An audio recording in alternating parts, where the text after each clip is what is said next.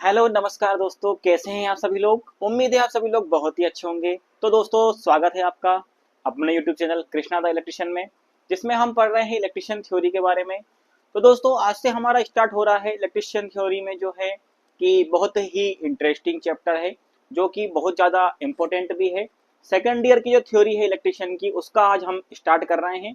जो basic electronics में हमारे जितने भी कंपोनेंट्स आते हैं, डायोड आते हैं, ठीक है, एनपीएन जो transistor, PNP transistor, amplifiers, IGBT, MOSFET, FET, UJT, BJT, जितने भी हमारे यहाँ पर जो इलेक्ट्रॉनिक्स अवयव हैं, उनके बारे में हम ये एक स्पेशल क्लास आपके लिए लेकर के आए हैं, जिसमें हम सिर्फ पढ़ेंगे बेसिक इलेक्ट्रॉनिक्स की थ्योरी के बारे में।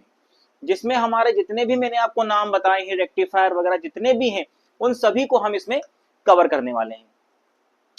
तो सबसे पहले तो मैं आपको ये बता दूं कि जो हमारा बेसिक इलेक्ट्रॉनिक्स होता है वो हमारा मोस्टली डीसी पर आधारित होता है, जिसमें हम अर्धचालक के बारे में बात करने वाले हैं। मोस्टली जो बेसिक होता है वो होता है अर्धचालक। कोई भी बेसिक इलेक्ट्रॉनिक्स अगर हमें कंपोनेंट्स पढ़ना है, जैसे हमारा SCR silicon control rectifier, MOSFET पढ़ना है, आईजीबीटी कुछ भी पढ़ना है हमें, तो हमें सेमीकंडक्टर्स के बारे में ज्ञान होना ही चाहिए। ठीक है, सेमीकंडक्टर्स हमें पता है क्या होते हैं, तभी हम इसमें आगे बढ़ेंगे। तो दोस्तों, आज शुरुआत करते हैं हम बिल्कुल जीरो लेवल से, बेसिक लेवल से, और उसका नाम हमने रखा है बेसिक इलेक्ट्रॉनिक्स। क्या रखा है? बेसिक इलेक्ट्रॉनिक्स, जिसमें आज हम बात करने वाले हैं हमारे दो तरह के तत्व प्रकृति में पाए जाते हैं। ठीक है, दो तरह के तत्व जो होते हैं वो प्रकृति में हमने बनाए हैं या पाए भी जाते हैं। एक होते हैं निष्क्रिय तत्व, एक होते हैं हमारे सक्रिय तत्व। उसके बारे में मैंने यहाँ पर आपको लिखा हुआ है। सबसे पहले हम बात कर लेते हैं यहाँ पर निष्क्रिय अवयव, यानी कि पैसिव कंपोनेंट्स। ठीक है, पैसिव कंपोनेंट्स यानी कि जो हमारे निष्क्रिय अवयव होंगे। ठीक है, ये जो अवयव अभी तक जो हमने थ्योरीज पढ़ी है, जो हमने हमारे प्रतिरोध पढ़े हैं, जो हमने अभी तक संधारित्र पढ़े हैं, ठीक है, कैपेसिटर पढ़ा है, इंडक्टर, जो भी प्रेरकत्व हमने पढ़े हैं, वो सभी एक प्रकार से निष्क्रिय अवयव के अंतर्गत आते हैं।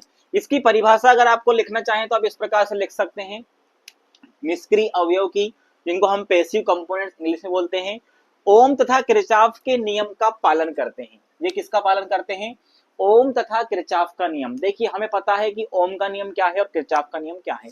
ओम का नियम यानी कि जिसमें हम अगर रेजिस्टेंस को कांस्टेंट रख दें तो वोल्टेज बढ़ाने के साथ में धारा भी बढ़ती है, यानी कि एक तरह से इनका रैखिक इनका संबंध होता है वो लीनियर होता है।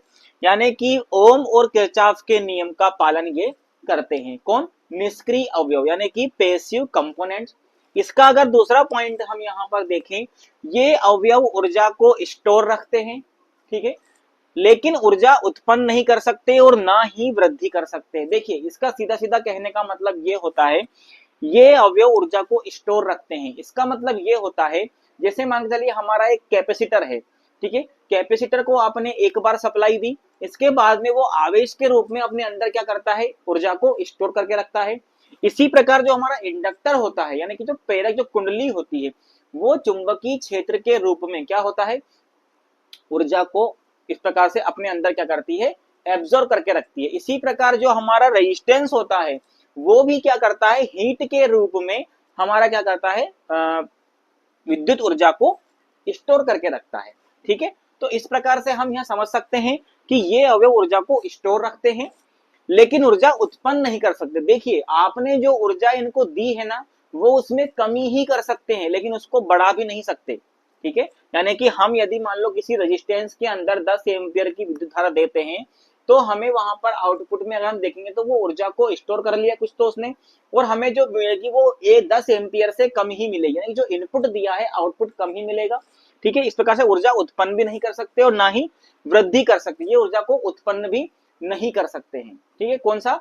जैसे हम यहाँ पर देखें अगर इनके उदाहरण, तो जैसे हमारा रेजिस्टेंस हो गया, संधारित्र हो गया, इस प्रकार से। अगला पॉइंट अगर आपको इसमें देखना है तो इनका व्यवहार जो होता है वो कौन सा होता है? लीनियर होता है। लीनियर यानी कि मैंने आपको जैसे बताया था, इस प्रकार का व्यवहार होता है इनका। ठीक है, यदि मैं यहाँ पर वोल्टेज को बढ़ा रहा हूं तो धारा भी इसके समानुपात में ही यहाँ से बढ़ती है, यानी कि इसको बोलते हैं लीनियर कनेक्शन। ठीक है, यानी कि इनके बीच में व्यवहार कैसा होता है? इनका लीनियर प्रभाव होता है। ठीक है, ये सक्रिय अवयव की मदद करते हैं। देखिए अगला पॉइंट हमारा है, ये जो सक्रिय अवयव जो हम पढ़ने वाले हैं ये इनकी हेल्प करते हैं, ऐसा नहीं है कि ये पूरी तरह से बेकार है। ठीक है, यहाँ पर ये जो सक्रिय अवयव होते हैं उनकी मदद ये निष्क्रिय अवयव करते हैं जो कि हम आगे पढ़ने वाले हैं। ठीक है, उदाहरण के लिए प्रतिरोध, संधारित्र, प्रेरक इत्यादि जितने भी हमारे इस प्रकार के जो हमने कंपोनेंट्स पढ़े हैं उनको हम पैसिव कंपोनेंट्स कहते हैं। यानी कि ये जो देखो प्रतिरोध जो होता है वो भी ओम के नियम का पालन करता है, संधारित्र वो भी ओम के नियम का पालन करता है, प्रेरकत्व जो है वो भी ओम के नियम का और किरचॉफ के नियम का पालन करते हैं। ये सभी ओम और किरचॉफ के नियम का पालन करते हैं। ठीक है, अगर आपको नोट्स बनाना था इस प्रकार से आप नोट्स भी शॉर्ट नोट्स बना सकते हैं। ठीक है, चलिए अब आते हैं हम सक्रिय अवयव। इस पूरे चैप्टर में, इस पूरे बेसिक इलेक्ट्रॉनिक्स में हम सिर्फ सक्रिय अवयव के बारे में ही बात करने वाले हैं। ठीक है, ये तो हमारा पीछे वाला जो हिस्सा था जो हम पढ़ चुके हैं प्रत्यावर्ती धारा सिद्धांत में, ट्रांसफार्मर्स में, जितने भी हम वहां पर पढ़े हैं हमने वो सब इसके अंतर्गत आ जाता है। अब हम जब बेसिक इलेक्ट्रॉनिक्स पढ़ेंगे तो वो इसके अंतर्गत आएगा, यानी कि यहाँ पर इन एक्टिव कंपोनेंट्स के अंतर्गत आएगा। सबसे पहला है ओम तथा किरचॉफ के नियम का पालन नहीं करते हैं। ठीक है, आपको पहला पॉइंट यहाँ पर लिखना है, जो सक्रिय अवयव जो एक्टिव कंपोनेंट्स होते हैं वो ओम का और किरचॉफ के नियम का पालन नहीं करते। देखिए यहाँ पर ये कर रहे थे लेकिन यहाँ पर ये नहीं करते हैं। अगर कंपैरिजन हम करेंगे तो यहाँ पर ये ओम के नियम और किरचॉफ के नियम का पालन नहीं कर रहे हैं, जबकि ये जो निष्क्रिय अवयव हैं ये उसका पालन करते हैं। ये अवयव ऊर्जा को स्टोर नहीं रखते हैं लेकिन ऊर्जा उत्पन्न भी कर सकते हैं और उसमें वृद्धि भी कर सकते हैं। वृद्धि लाइक एम्पलीफायर्स, रेक्टिफायर। ठीक है, वहां देखो कौन सी विद्युत धारा, जैसे हमने रेक्टिफायर के अंदर एसी दी लेकिन वो उत्पन्न कौन सी कर रहा है, डीसी, यानी कि वो ऊर्जा को उत्पन्न ही तो कर रहा है। ठीक है, यानी कौन सी, डीसी धारा को बना रहा है। यानी कि ये, और एम्पलीफिकेशन यानी कि वृद्धि करना, यानी कि एम्पलीफायर ट्रांजिस्टर जो होते हैं वो बहुत ही कम सिग्नल हम जब देते हैं बेस में तो कलेक्टर में बहुत ज्यादा धारा परिवर्तित होने लगती है। ठीक है, यानी कि एम्पलीफिकेशन भी ये करते हैं। ट्रांजिस्टर और रेक्टिफायर के बारे में हम आगे पढ़ेंगे, पहले आप ये समझ लीजिए। ठीक है, चलिए अगला है, इनका व्यवहार अरेखिक यानी कि नॉन लीनियर होता है।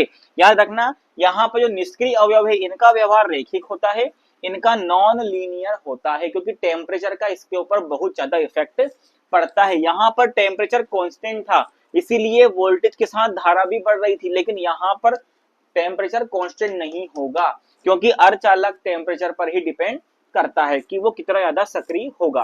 ठीक है, तो यहाँ पर इनका व्यवहार आरेखिक होता है।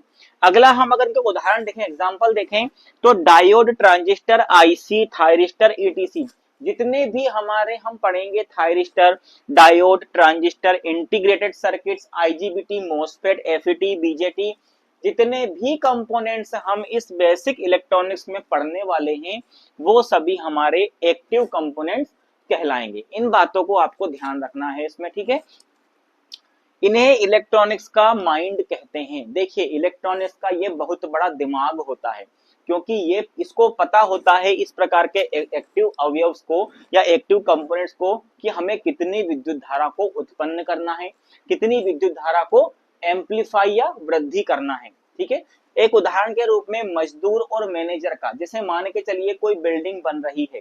ठीक है, तो मजदूर जो होता है वो उस मैनेजर के द्वारा बताए हुए कार्य को करता है, यानी कि वो मदद करता है। इसीलिए हम कह सकते हैं कि निष्क्रिय अवयव एक प्रकार से मजदूर होता है। ठीक है, इसके बिना भी काम नहीं हो सकता, लेकिन जो मैनेजर होता है वो उस मजदूर पर, उसके कार्य पर कंट्रोल रखता है और उस कार्य में वृद्धि भी करता है, यानी कि ये कंट्रोल भी करेगा और वृद्धि भी करेगा। मैनेजर का काम होता है। तो यहाँ पर हमारे निष्क्रिय अवयवों को हमने मजदूर की श्रेणी में रखा है और सक्रिय अवयव को हमने यहाँ पर किसकी श्रेणी में रखा है, मैनेजर की श्रेणी में रखा है। यानी कि मैनेजर जो होता है वो इस मजदूर के ऊपर कंट्रोल करता है, लेकिन मजदूर के बिना ये कार्य भी संभव यहाँ पर नहीं होता है। आप इस प्रकार से उदाहरण देकर के इनको आसानी से समझ सकते हैं। यानी कि मजदूर जितना काम बताया जाएगा मैनेजर द्वारा उतना ही करेगा, लेकिन मैनेजर अपना माइंड भी यहाँ पर लगाएगा कि हम इसको किस तरह से और अच्छे से कर सकते हैं, इसके प्रोडक्शन में वृद्धि कर सकते हैं। इसीलिए मैनेजर और मजदूर में अंतर होता है। ठीक है, तो ये तो हो गए हमारे निष्क्रिय और सक्रिय अवयव के बारे में। अब सबसे मेन चीज जो हम पढ़ने वाले हैं वो पढ़ेंगे हम अर्धचालक। ठीक है, सबसे पहले हमें स्टार्ट करने के लिए, यानी कि जो हमारे जो पी और एन टाइप हम जो सेमीकंडक्टर्स बनाने वाले हैं उससे पहले हमें पता होना चाहिए कि अर्धचालक एक्चुअल में होते क्या हैं। वैसे तो मैंने पहली वीडियो बनाई हुई है इनकी, जिनमें मैंने अर्धचालक, चालक, कुचालक के बारे में पूरा बताया हुआ था, लेकिन यहाँ पर बेसिक इलेक्ट्रॉनिक्स में हम अर्धचालकों के बारे में ही बात करेंगे। यहाँ पर हम चालक और कुचालक की बात नहीं करेंगे। तो आइए देखते हैं कि अर्धचालक किस प्रकार से कार्य करते हैं, किस प्रकार से उनकी कार्यप्रणाली होती है। हम अर्धचालकों के बारे में कि अर्धचालक एक्चुअल में होते क्या हैं, इनका क्या कार्य होता है, किस प्रकार से वर्किंग करते हैं। चलिए, तो यहाँ पर मैंने आपको यहाँ पर जहाँ पर ऊर्जा बैंड दिख रहा होगा, इसको बोलते हैं हम ऊर्जा बैंड। ठीक है, यहाँ पर ये जो दिख रहा है ये ऊर्जा बैंड दिख रहा है। पिछली वीडियो में हमने इस प्रकार के 3 बैंड बनाए थे, जिसमें हमने चालक, अर्धचालक और कुचालक, इन तीनों के ही ऊर्जा बैंड बताए थे मैंने आपको, और किस प्रकार से कंडक्शन इसके अंदर होता है। वैलेंस्ड बैंड में से किस प्रकार से इलेक्ट्रॉन्स यहाँ से निकल करके इस चालन बैंड के अंदर जाते हैं। सबसे पहले हम इस बैंड को समझ लेते हैं, ये एक्चुअल में होता क्या है। देखिए, यहाँ पर ये जो आपको दिख रहे हैं 1 और 2, ये इस प्रकार से यहाँ पर इसको चालन बैंड बोला जाता है। इसको यहाँ पर बोला जाता है संयोजी बैंड, यानी कि जितने भी जो इलेक्ट्रॉन्स होते हैं, ठीक है, कोई भी चालक हो, अर्धचालक हो, कुचालक हो, उसमें जो इलेक्ट्रॉन्स होते हैं वो इसी संयोजी बैंड के अंदर उपस्थित होते हैं। ठीक है, कोई भी चालक हो, अर्धचालक हो या कुचालक हो। लेकिन क्या होता है यहाँ पर, ये जो आपको गैप दिख रहा है, इसको ऊर्जा अंतराल, निषिद्ध ऊर्जा अंतराल का गैप कहते हैं, जिसे हम EG से डिनोट करते हैं। ठीक है, यहाँ पर ये जो अंतराल होता है, ये अंतराल चालक और कुचालक के मध्य का होता है, यानी कि चालक से तो ये अधिक होता है लेकिन कुचालक से कम होता है। ये जो अंतराल आपको दिखाई दे रहा है, यानी कि यहाँ पर ये जो आपको दिख रहा है Eg = 1 इलेक्ट्रिक वोल्ट, यानी कि यदि मैं इस अंतराल के बीच में 1 इलेक्ट्रिक वोल्ट की सप्लाई दे देता हूं, तो यहाँ से कुछ इलेक्ट्रॉन्स फ्री होकर के कहाँ पहुंच जाएंगे, इस चालन बैंड के अंदर पहुंच जाते हैं, थोड़ी सी ही उष्मा देने पर। इसके बाद में ये जो चालन बैंड होता है, इसके माध्यम से फिर विद्युत धारा प्रवाहित होने लगती है। तो ये बैंड इस प्रकार का होता है। चालकों में ये बैंड एक दूसरे को ओवरलैप करता है, यानी कि जो EV दिख रहा है, यानी कि वैलेंस्ड बैंड, संयोजी बैंड, चालन बैंड एक दूसरे को ओवरलैप कर जाते हैं, लेकिन कुचालक में इनके बीच का अंतराल और अधिक बढ़ जाता है। ठीक है, तो यहाँ पर आपको समझना ये है कि ये जो ऊर्जा अंतराल मैंने आपके सामने लिखा है, ये निम्न ऊर्जा स्तर यहाँ पर, यानी कि निम्न ऊर्जा स्तर से उच्च ऊर्जा स्तर की ओर इलेक्ट्रॉनों का चालन प्रारंभ हो जाता है 1 इलेक्ट्रिक वोल्ट की सप्लाई देने पर। यहीं पर अगर मैं कुचालक की बात करता तो उसको मुझे लगभग 6 इलेक्ट्रिक वोल्ट की सप्लाई देना होती, तब जाके इलेक्ट्रॉन्स यहाँ से कुछ मामूली इलेक्ट्रॉन्स फ्री होकर के चालन बैंड में जाते। ठीक है, तो यहाँ पर ये चीज आपको विशेषकर ध्यान रखना है। लेकिन यहाँ पर हम सिर्फ अर्धचालक यानी कि सेमी कंडक्टर्स की बात कर रहे हैं, तो आपको ये वाला अंतराल जो है, ये वाला बैंड आपको याद रखना है। चलिए, अब अर्धचालक के बारे में थोड़ा सा हम यहाँ पर समझ लेते हैं कि एक्चुअल में अर्धचालक होते क्या है। सबसे पहला पॉइंट आपको दिख रहा है यहाँ पर कि इनकी जो चालकता होती है, जो कंडक्टेंस होता है, वो चालक और कुचालक के मध्य का होता है। ठीक है, यहाँ पर जो भी चीजें होंगी, याद रखिएगा, उसका प्रतिरोध हो गया, तापमान सहनशीलता हो गई, कुछ भी हो गया, वो हमेशा याद रखना आप कि चालक और कुचालक के मध्य का ही होगा, क्योंकि अर्धचालक ना तो चालकों में ना ही कुचालकों में, यानी कि बीच की चीज हो जाती है। तो इसमें जो भी इसकी विशेषता, जो भी स्पेसिफिकेशन होगा, वो चालक और कुचालक के मध्य का ही होगा।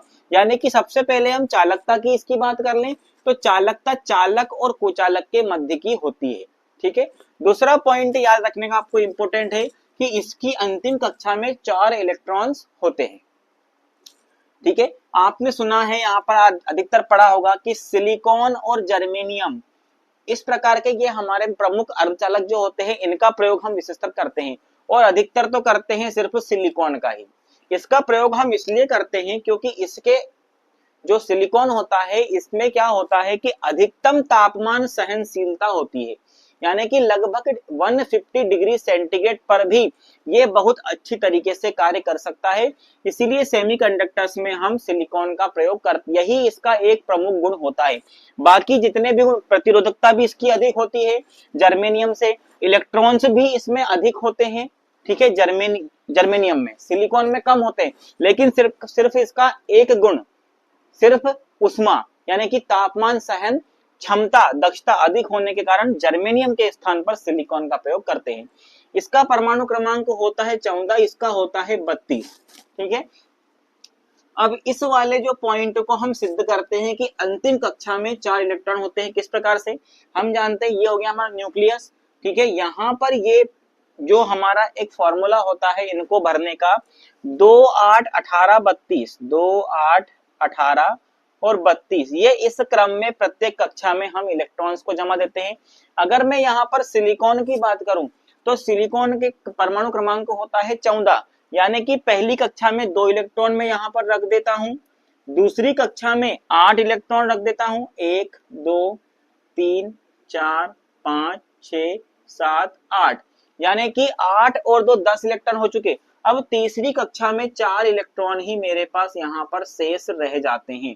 यानी कि देखिए आप, जो इसकी लास्ट यानी कि बाहरी कक्षा थी उसमें सिर्फ यहाँ पर 1 2 3 और 4 ही इलेक्ट्रॉन यहाँ पर उपस्थित हैं। इसी प्रकार अगर जर्मेनियम की बात करूंगा तो पहली कक्षा में 2 इलेक्ट्रॉन आएंगे, दूसरी कक्षा में 8 आ जाएंगे, तीसरी कक्षा में 18 आ जाएंगे, यानी कि 8 और 8 16 26, 26 और 2 28, तो 28 इलेक्ट्रॉन तो 3 कक्षाओं में भर जाएंगे।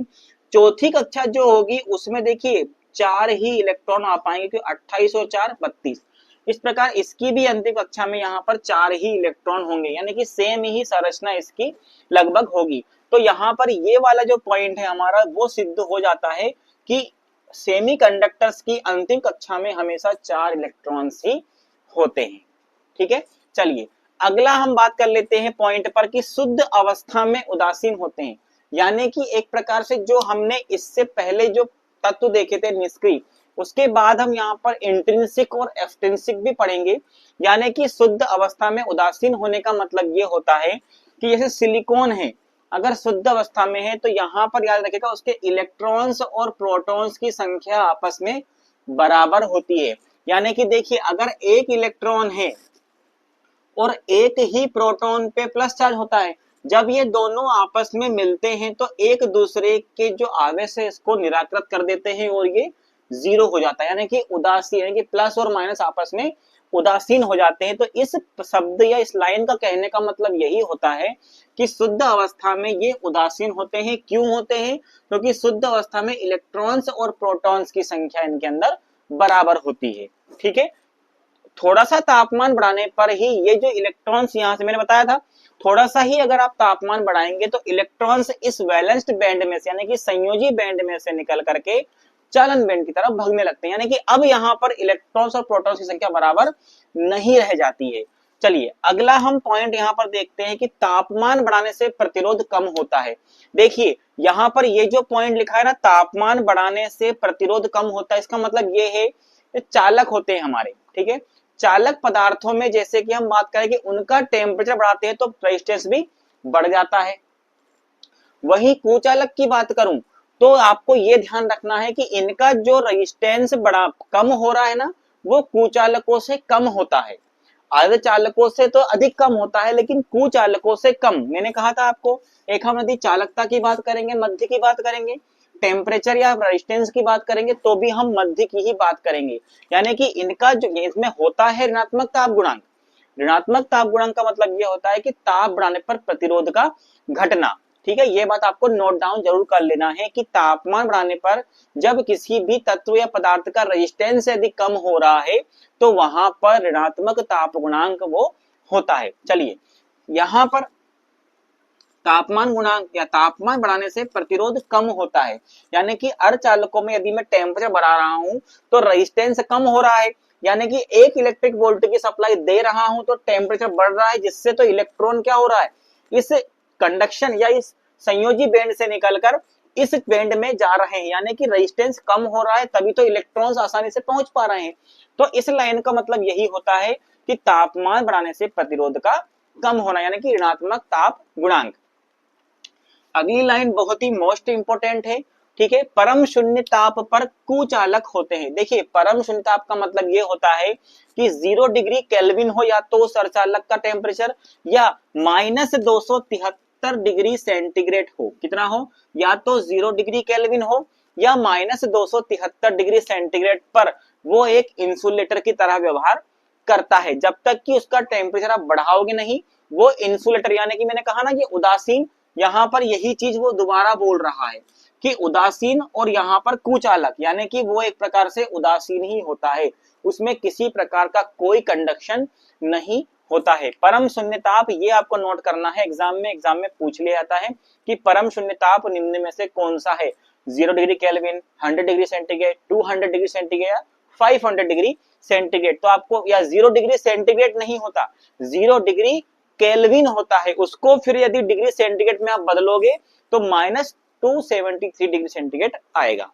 चलिए अगला हम पॉइंट लेते हैं कि प्रमुख अर्धचालक हमारा यहाँ पर सिलिकॉन और जर्मेनियम है। सिलिकॉन यानी कि SI अगर लिखा है तो सिलिकॉन है, GE लिखा है तो जर्मेनियम है। ये हमारे प्रमुख सेमीकंडक्टर्स होते हैं जिनका उपयोग हम आगे करने वाले हैं। मैंने बता दिया क्यों करने वाले हैं सिलिकॉन का प्रयोग अधिकतर, क्योंकि इसकी ताप सहनशीलता बहुत अच्छी होती है। चलिए अगला पॉइंट है प्रतिरोधकता। ये जो प्रतिरोधकता होती है चालक और कुचालक के मध्य की होती है। अगर प्रतिरोधकता की बात करें सेमीकंडक्टर्स की, तो आपको लिखना है 10⁻⁴ से लेकर 0.5 ओम मीटर तक, क्योंकि विशिष्ट जो प्रतिरोध होता है उसको हम ओम मीटर या ओम सेंटीमीटर में नापते हैं। ठीक है, चलिए सिलिकॉन की प्रतिरोधकता 0.1 से 60 ओम प्रति मीटर हो गई, जर्मेनियम की 0.50 ओम। देखिए यहां पर जर्मेनियम की प्रतिरोधकता कम है लेकिन इसकी अधिक है, लेकिन फिर भी इसी का प्रयोग कर रहा है।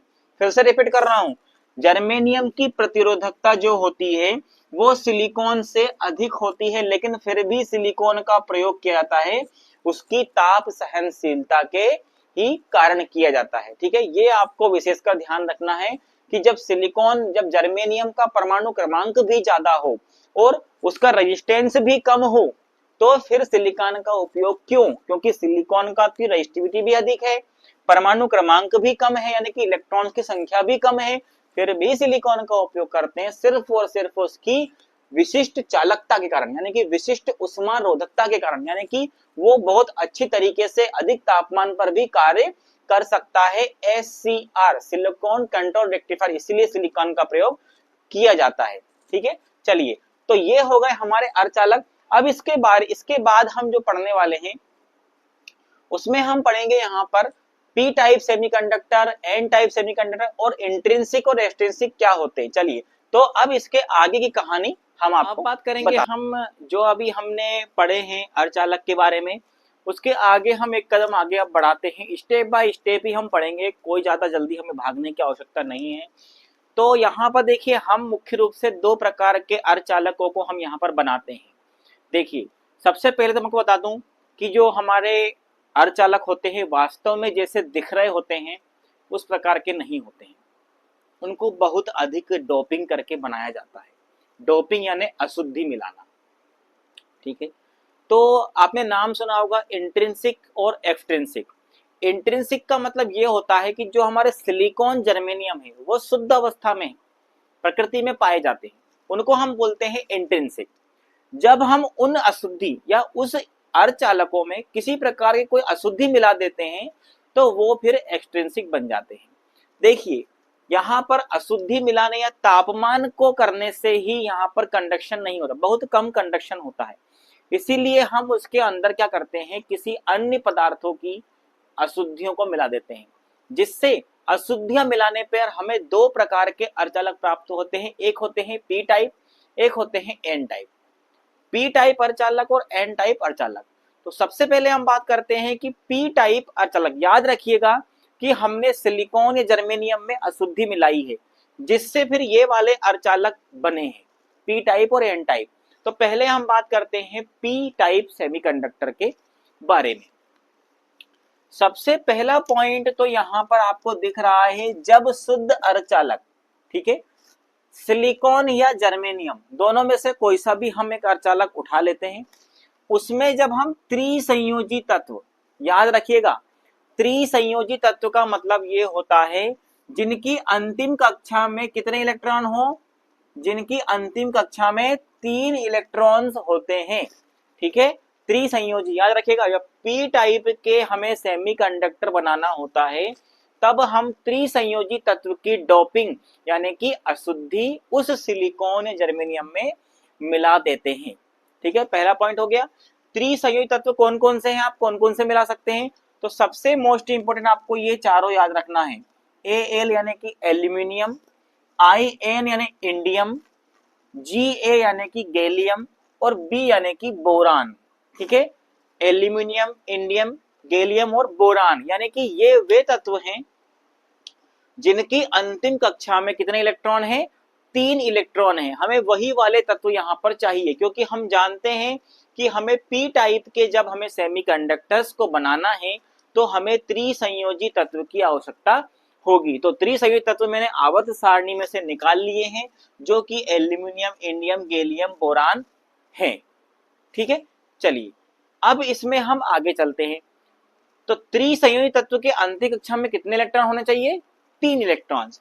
अब यहां पर क्या होगा, जब होल्स यानी कि पी टाइप हम बना रहे हैं, तो यहां तक तो आपको समझ में आ गया, यहां तक। ठीक है, अब हम इस चित्र के ऊपर आते हैं। यहां तक समझ गए आप ये तीनों पॉइंट। अब आते हैं इसमें। याद रखिए यहाँ पे जो सिलिकॉन या जर्मेनियम होते हैं वो एक प्रकार की क्रिस्टली संरचना होती है। क्रिस्टली यानी कि जाली संरचना जिसको बोलते हैं। कौन सी होती है? जाली संरचना होती है। यानी कि इस प्रकार से चार जो प्रत्येक जो सिलिकॉन होता है अपने 4 सिलिकॉन अन्य तत्वों के साथ में सहसंयोजी बंध बना रहा होता है, इस प्रकार से।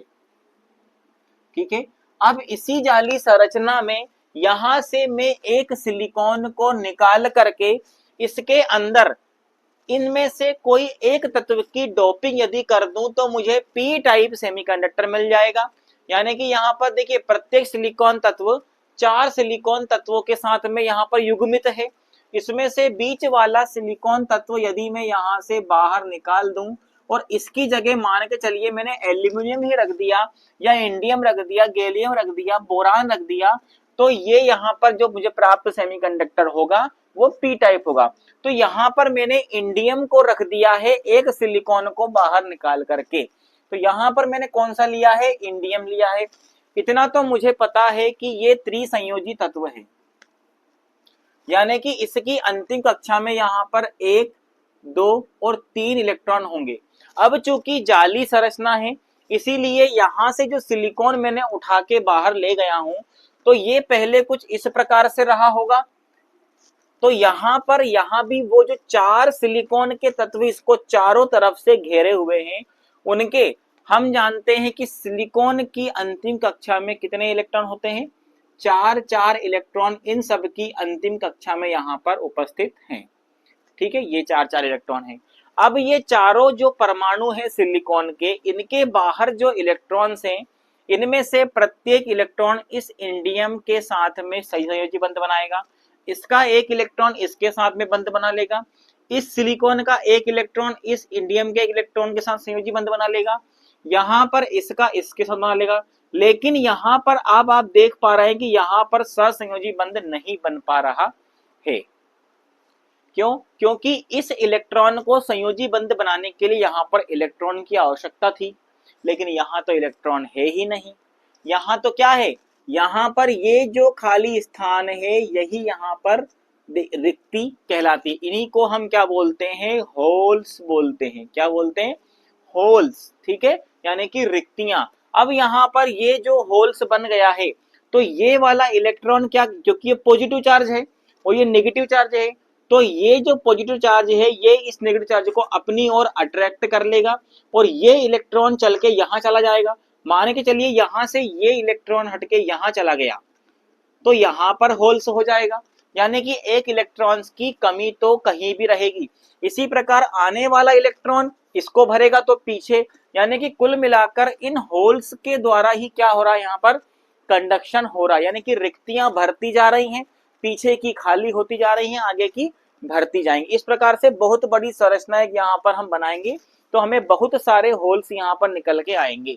तो इस प्रकार से मैं यहाँ पर कह सकता हूं कि इस प्रकार पी टाइप सेमीकंडक्टर्स में पी टाइप यानी पॉजिटिव को पी बोलते हैं, यानी कि होल्स यानी कि बहुसंख्यक आवेशवाहक होल्स होते हैं और अल्पसंख्यक आवेशवाहक इलेक्ट्रॉन्स होते हैं। ये इस लाइन का मतलब यहाँ पर हो जाता है। ठीक है, वास्तव में देखा जाए तो यहाँ पर रिक्तियां तो स्थिर ही रहती हैं, आने वाले जो इलेक्ट्रॉन्स होते हैं वो ही गति करते हैं, यानी कि होल्स इस प्रकार के जो पी टाइप सेमीकंडक्टर हैं इनमें वास्तव में तो इलेक्ट्रॉन के द्वारा ही जो कंडक्शन होता है, लेकिन यहाँ पर रिक्तियां महत्वपूर्ण भूमिका निभाती है, इसीलिए यहाँ पर पी टाइप सेमीकंडक्टर उनको कहा गया है।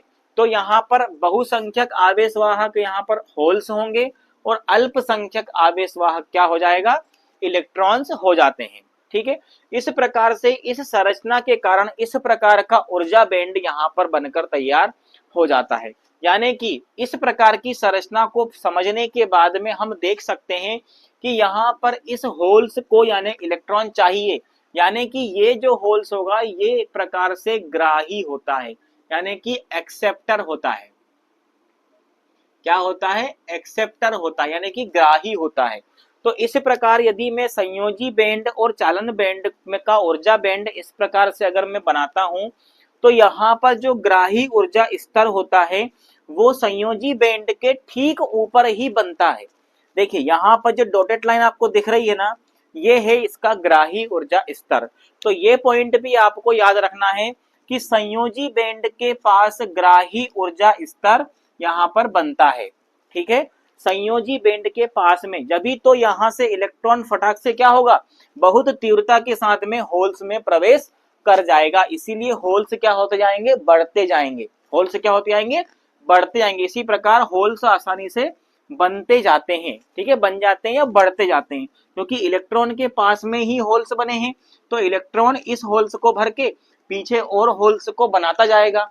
ठीक है, तो इस प्रकार की आकृति को आपको बनाना है और समझना है कि किस प्रकार से यहाँ पर त्रिसंयोजी तत्व की अशुद्धि हमने मिलाई है तो होल्स का निर्माण हुआ है और इस प्रकार से ऊर्जा बैंड यहाँ पर बना है। बहुत सिंपल है, कोई ज्यादा यहाँ पर परेशान होने की जरूरत नहीं है। एक दो बार आप इनको लिखो लो और इस चित्र को बनाओगे, समझोगे, रफ में पहले आप इसको बना लेना, समझ लेना। इसके बाद में यहाँ पर जो खाली स्थान जहां पर बना वो समझ लो होल्स, यानी कि होल्स के द्वारा ही वहां पर विद्युत धारा का चालन हो रहा है। लेकिन वास्तव में आपको ये चीज समझना है, एग्जाम में कभी कभी क्वेश्चन पूछ लिया जाता है कि बताइए वास्तव में जो कंडक्शन होता है वो किसके द्वारा होता है। तो वास्तविक में अगर जो कंडक्शन होता है, भले ही इसमें आवेशवाहक बहुसंख्यक क्या हो, होल्स हो, लेकिन यहाँ पर धारा का प्रवाह तो इलेक्ट्रॉनों के द्वारा ही संभव होता है। ये पॉइंट भी आपको नोट करना है और अच्छे से समझना भी है। चलिए, ये हो गए पी टाइप सेमीकंडक्टर। अब हम पढ़ेंगे एन टाइप सेमीकंडक्टर के बारे में। हम बात करते हैं यहाँ पर दोस्तों एन टाइप सेमीकंडक्टर्स के बारे में। ठीक है, हमने पी टाइप सेमीकंडक्टर बना लिया था जिसमें हमने त्रिसंयोजी जो हमारे तत्व होते हैं जिनकी अंतिम कक्षा में यहाँ पर 3 इलेक्ट्रॉन होते हैं, उनसे हमने पी टाइप सेमीकंडक्टर बनाया था। यहाँ पर हम बनाने वाले हैं अब एन टाइप, या एन नेगेटिव चार्जेस, यानी कि यहाँ पर इलेक्ट्रॉन्स के द्वारा हम विद्युत धारा का चालन करने वाले हैं। सबसे पहला पॉइंट आपको दिख रहा है कि शुद्ध अर्धचालक सिलिकॉन या जर्मेनियम में पंच संयोजी तत्व की डोपिंग करते हैं। डोपिंग का मतलब मैंने आपको बताया था कि अशुद्धि को मिलाना। ठीक है, तो यहाँ पर मैंने आपको सिलिकॉन जर्मेनियम दोनों की ही मैंने यहाँ पर आपको बताई थी किस प्रकार से इसकी क्रिस्टलीय संरचना होती है। यानी कि अगर जर्मेनियम है तो ये 4 जर्मेनियम परमाणुओं के द्वारा इस प्रकार से क्या करता है, क्रिस्टलीय बंध बनाता है। ठीक है, अब यहाँ पर जर्मेनियम के एक परमाणु को निकालकर इसकी जगह में कौन सा परमाणु रखूं कि मुझे एन टाइप सेमीकंडक्टर प्राप्त हो जाए, तो मैं रखूंगा वहां पर पंच संयोजी तत्व, यानी कि जिनकी अंतिम कक्षा में 5 इलेक्ट्रॉन होते हैं। उदाहरण पंच संयोजी तत्व के आर्सेनिक, बिस्मिथ, फास्फोरस और एंटीमनी। एएस यानी आर्सेनिक, बीआई यानी बिस्मिथ, पी यानी फास्फोरस, एसएन यानी एंटीमनी। तो ये तत्व भी आपको याद रखना है कि कौन से पंच संयोजी हैं और कौन से त्रिसंयोजी। एग्जाम में कभी कभी क्वेश्चन आ जाता है कि निम्न में से कौन सा त्रिसंयोजी तत्व है, आर्सेनिक, बिस्मिक, फास्फोरस या इंडियम। तो इंडियम हमारा त्रिसंयोजी है, उसमें आंसर हमारा ये वाला सही होगा। इस प्रकार से इसलिए आपको ये मोस्ट इंपोर्टेंट आपको याद रखना है कि कौन से पंचसंयोजी हैं और कौन से त्रिसंयोजी तत्व होते हैं। चलिए अगला पॉइंट, अब यहां तक आप समझ गए कि इसके अंतिम कक्षा में 5 इलेक्ट्रॉन होते हैं। अब हम आते हैं इसकी संरचना पे। जैसे कि हमने पी टाइप सेमीकंडक्टर बनाने के लिए हमने त्रिसंयोजी तत्व को एंटर कराया था, इसको बाहर निकाल करके इसमें हम पंचसंयोजी तत्व की डोपिंग करेंगे, जिसकी अंतिम कक्षा में यहाँ पर 5 इलेक्ट्रॉन होंगे। तो हमने इनमें से कोई सा भी ले सकते हो आप, आर्सेनिक ले लो, बिस्मिथ ले लो, फास्फोरस या एंटीमनी कोई सा भी ले लो। तो मैंने यहाँ पर आर्सेनिक ही ले लिया था।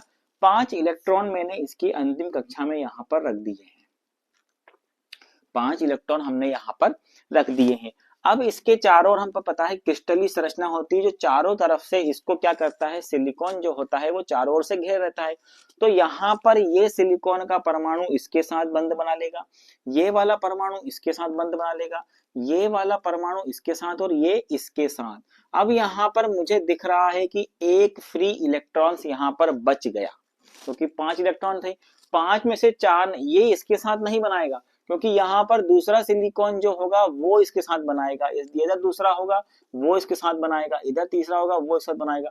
लेकिन यहाँ पर ये इस प्रकार से एक एक इलेक्ट्रॉन क्या होता जाएगा, फ्री होते जाएंगे। क्या होते जाएंगे, फ्री होते जाएंगे। तो यहाँ पर मुझे ये जो पॉइंट लिखा है कि बहुसंख्यक आवेशवाहक यहाँ पर इलेक्ट्रॉन्स होते हैं और अल्पसंख्यक आवेशवाहक होल्स होते हैं, यानी कि होल्स की मात्रा बहुत ही कम होती है। तो इस प्रकार से ये जो फ्री इलेक्ट्रॉन है, इसी के द्वारा ये यहाँ पर इलेक्ट्रॉन जो होता है विद्युत धारा का चालन करता है। ये मुक्त इलेक्ट्रॉन्स, क्या है ये, मुक्त इलेक्ट्रॉन्स होता है, जिनको हम दाता इलेक्ट्रॉन भी कहते हैं। क्या कहते हैं, दाता इलेक्ट्रॉन कहते हैं।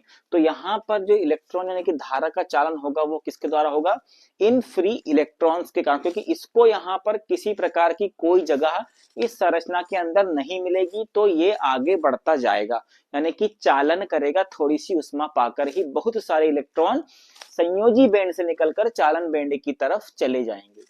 तो यहाँ पर समझ गए आप, ये जो फ्री इलेक्ट्रॉन्स होगा ये किसी के साथ भी बंध नहीं बनाएगा। इसी प्रकार कई सारे इलेक्ट्रॉन्स यहाँ पर हमें फ्री हुए मिलेंगे जो कि विद्युत धारा का चालन करेंगे। चलिए अब आते हैं हम इसके ऊर्जा बैंड के ऊपर। ऊर्जा बैंड यहाँ पर ध्यान रखना है, उसमें हमारा जो यहाँ पर एक्सेप्टर, क्योंकि यहाँ पर देखिए इलेक्ट्रॉन अधिक है तो ये दाता इलेक्ट्रॉन कहलाता है, इसीलिए यहाँ पर दाता ऊर्जा स्तर जो होता है वो चालन बैंड के ठीक नीचे बनता है, यानी कि संयोजी बैंड के काफी ऊपर और चालन बैंड के ठीक जस्ट ही नीचे, ताकि इलेक्ट्रॉन जल्दी से यहाँ पर चालन बैंड में थोड़ी सी ही ऊष्मा प्राप्त करके पहुंच सकते हैं। अगर हम वहां पर ग्राही ऊर्जा स्तर की बात करेंगे तो वो हमारा यहाँ पर बन रहा था पी टाइप में। ठीक है, ये चीज भी आपको ध्यान रखना है। तो चालन बैंड के पास दाता ऊर्जा स्तर बनता है, ये पॉइंट आपको समझ में आ गया तो ये आसानी से समझ में आ जाएगा कि चालन बैंड के पास, याद रखना उसमें संयोजी बैंड के पास बन रहा था, इसमें चालन बैंड के पास दाता ऊर्जा स्तर बनता है। तो यहाँ देखिए चालन बैंड ये वाला होता है ऊपर वाला, नीचे वाला संयोजी बैंड होता है। तो चालन बैंड के पास में डॉटेड लाइन जो दिख रही है ये दाता ऊर्जा स्तर की ही लाइन होती है, ये भी आपको विशेषकर ध्यान रखना है। तो आपको याद रखना है पी टाइप और एन टाइप दोनों अर्धचालक हमने किस प्रकार से बनाए हैं। ठीक है, किसमें हमने पंचसंयोजी तत्व मिलाया था, किसमें हमने त्रिसंयोजी मिलाया है, तब जाके हमें एन टाइप और पी टाइप यहाँ पर अर्धचालक प्राप्त होते हैं। शुद्ध अवस्था में तो वो उदासीन ही होते हैं, हमें कुछ ना कुछ पदार्थ की अशुद्धि यहाँ पर मिलाना होती है, जिससे हमें इस प्रकार के अर्धचालक कंक्लूजन में निकल के आते हैं। दोस्तों आज के लिए वीडियो में इतना ही। अब हम पढ़ेंगे नेक्स्ट वीडियो में हमारे पी एन संधि डायोड्स के बारे में पढ़ेंगे, किस प्रकार से हम इसको बायसिंग करते हैं, फॉरवर्ड बायस क्या होता है, रिवर्स बायस क्या होता है, किस प्रकार से इसको हम बनाते हैं, इन दोनों पी टाइप को एन टाइप को एक साथ किस प्रकार से मिलाया जाता है उसके बारे में हम पढ़ेंगे। तो तब तक के लिए फिर हम चलते हैं, अच्छे से मेहनत करिए, एग्जाम की तैयारी करिए और फाइट करके और एग्जाम क्लियर करिए। तब तक के लिए मिलते हैं अब अपने नए वीडियो में, तब तक के लिए जय हिंद जय भारत।